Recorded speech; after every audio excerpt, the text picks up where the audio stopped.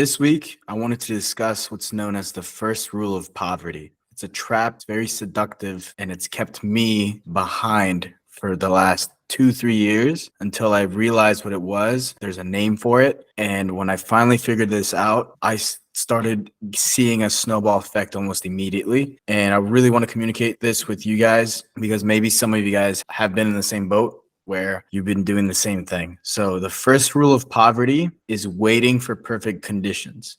Matthew McConaughey, if you've read his book, Green Lights, he talks about this, that in life you have green lights, yellow lights, and red lights. If you've seen my previous episodes, we always ask for irrational optimism. That's the way to be life affirming, as Nietzsche would say, and take life's opportunities when they present themselves, whether they're in the form of a red light, like a life test or some kind of difficulty, or a yellow light, which is a moment where you need to exercise caution, where a lot of people who are risk averse, they treat them yellow lights like red lights and they start braking way too early when they could have gotten through. Or even in the green lights, obviously, it's very easy to feel good when things are going your way, right? But the first rule of poverty is to wait for perfect conditions. Wait for all green lights. That's never going to happen. You're never going to be ready to have your first child. You're never going to be ready for your dream girl to walk into your life. You're never going to be ready to start your business. You're never going to be ready, 100% ready for what life throws at you. So the first rule of poverty is to wait for the perfect circumstances. And I can understand why you and I have done this or are doing this. And it's because we are trying to protect ourselves. We're trying to keep ourselves out of fear. But in reality, we are keeping ourselves out of possibility. I'm nervous every single time I upload content. Not as much as before, but I know that I'm putting myself out there and I have doubts sometimes whether if what I said was at its fullest depth or if what I said could actually move the needle in someone's life or not. I do have some reservations, right? I get a bit nervous. I'm putting myself out there. I'm creating something. But if I had this first rule of poverty mindset still, I wouldn't create this content. I wouldn't put out episodes. I wouldn't move. I wouldn't be progressing. Some of the thoughts that run through my mind is, have I overlooked something? Will my audience take me seriously even if my business has only been in operations for a year? What if this hurts the optics of my business? Am I cursing a bit too much? How are the semantics of my language? Am I coming across as someone knowledgeable? All these reservations are things I hold and I still push through. I still am creating something because I'm not going to wait for perfect conditions because I know that won't exist. So that first rule of poverty is what's preventing us from even approaching the starting line. Now let's talk about the finish line.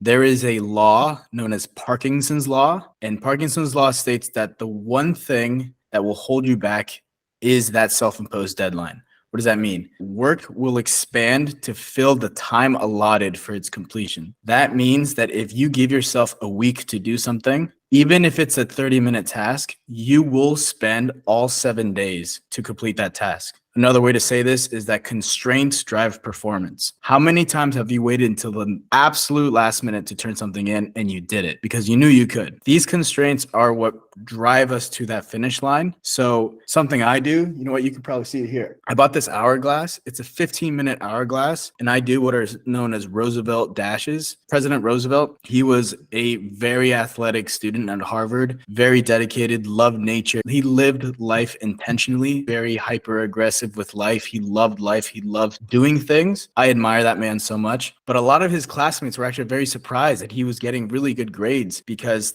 all they saw was him just living life and absorbing things and getting involved in different areas of life. They're like, when does he make time to study? Well, Roosevelt came up with this system, which today we call them Roosevelt dashes, which are very hyper-focused moments of deep work. And so for me, I realized that my mind, my dopamine receptors have been somewhat corrupted with TikTok and Instagram Reels and this short form burst. Of course, I've been training myself for years now to really step away from that. So it has improved a lot, but I still know my limit. So 15 minutes is a sweet spot for me. So I have this 15-minute hourglass that when I flip it, it's serious work time. And I do one task at a time. By doing one task at a time, 15-minute intervals, I am just sprinting, like mentally very deep focused, 15-minute tasks. Boom, boom, boom, boom, boom. So if I do have an action item that takes 2 hours to complete, I know those are 8 dashes for me. So I'll schedule them. I can just flip this one more time and do a 30-minute sprint back to back. I know what works for me, but these Roosevelt dashes are very helpful for more of you young guys who have your dopamine receptors just fried. To get more focused, to be more disciplined, it literally is like a muscle memory. You just need to do it. Do some deep work. It actually creates the neural pathways that you need to just become more focused. Be comfortable being in deep work. That's the only way to get better at focus, is to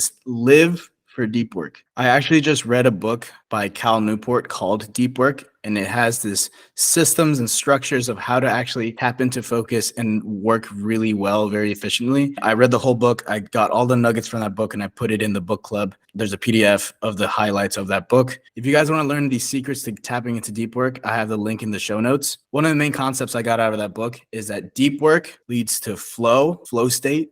Flow state leads to purpose, and purpose leads to fulfillment. There's dignity in work, of course, but once you have a purpose, you know what your mission is, you feel fulfilled. And even if you don't know what your purpose is, by tapping into labor itself, that is deep work acting in your favor. Because if you had no deep work, if you're just operating in shallow work, you feel super unfulfilled. Have you ever guys just scrolled like 3 hours on social media? Just shallowness, just frying your brain, and you feel unfulfilled. Now, compare that with the feeling of having studied intensely, very intensely, finally cracking the code on something, having a realization. That feeling is a feeling of fulfillment. And even like craftsmen, when you use your hands, when you're doing pottery, for instance, or you change a tire, when you're focused, you feel fulfilled. You're in flow state. So I welcome everybody to tap into deep work. And that is one of the reasons why I got really into binaural beats, which they're these frequencies and it helps you focus. I have a whole playlist. I'm actually going to link my playlist to the show notes as well for these binaural beats. I always play this playlist when I'm studying, and it just immediately puts me in a state of deep work. I do want to say one thing about labor though. You may have heard the phrase, do what you love what you do. Ideally, you want to do both of those things. And I was talking about this on my stories and it resonated with a lot of you. If I had to choose, I would put love what you do above do what you love. It's very important to have respect for work, all work. There's dignity in labor. No matter what it is you're doing, you need to love it. You need to give it its full respect. No matter what your role is, no matter what you're doing, you need to love it and treat it with respect. On the other side, do what you love. That's called chasing your passions. That's called knowing what your mission is and chasing it. Ideally, in an ideal world, you're going to do both. I have finally found my mission. My mission is to help other people start their businesses and tap into creation. No matter what you are, you can create something. And I want to help facilitate. I helped people start their first websites. I helped people create their funnels, like their first funnels ever on that level with like friends and family. But I've also helped actual businesses already, businesses who've already found product market fit. They already have clients. They have all this CRMs and stuff. I've helped them systemize and update and optimize their automatizations and integrations. I can do both of those things. And I feel so fulfilled knowing that I have added to the world because all these people have their own clients. And so I have finally found what I'm good at. I have a skill set and it's something I believe in so deeply because it's creating and I'm tapping into my full creator self. So had I not had that, I would have been my corporate self too. And then in my corporate life, I gave full respect to my role because I know people who don't have that job at all, but also in and of itself, working is super dignifying. Working is very dignifying. I don't talk about this too much because I know a lot of men already wake up at this time and they're working very blue collar jobs. And I don't like to throw flowers on myself. But when I was living in Hawaii, my client, which was the IRS, they were still honoring East Coast time. So my client wanted me to wake up at East Coast time, which is 9 a.m. And 9 a.m. East Coast is 3 a.m. Hawaii time. So every day that year, 2021, I was waking up at 2:55 a.m. to get ready and work. I never complained. I was so thankful that my employer was paying me. There's a whole system of respect here with labor, right? These guys are paying me. They're trusting me. It's not my job. It's my employer who created the opportunity and I'm getting paid for my services. It's a mutual thing. So that's the whole mindset. But now that I'm out of that life and I've created my own business, I'm the one who's creating opportunity and I have to honor that new role I found. And so, yes, I am doing what I love, but first I've learned to love what I'm doing. So if I had to do a hierarchy, I would put love what you're doing above doing what you love. I'm reminded by something Alex Hormozy said. He said the best games in the world are games with no end. For instance, marriage, you don't win at marriage. There's no finish line. The whole point of marriage is to stay married.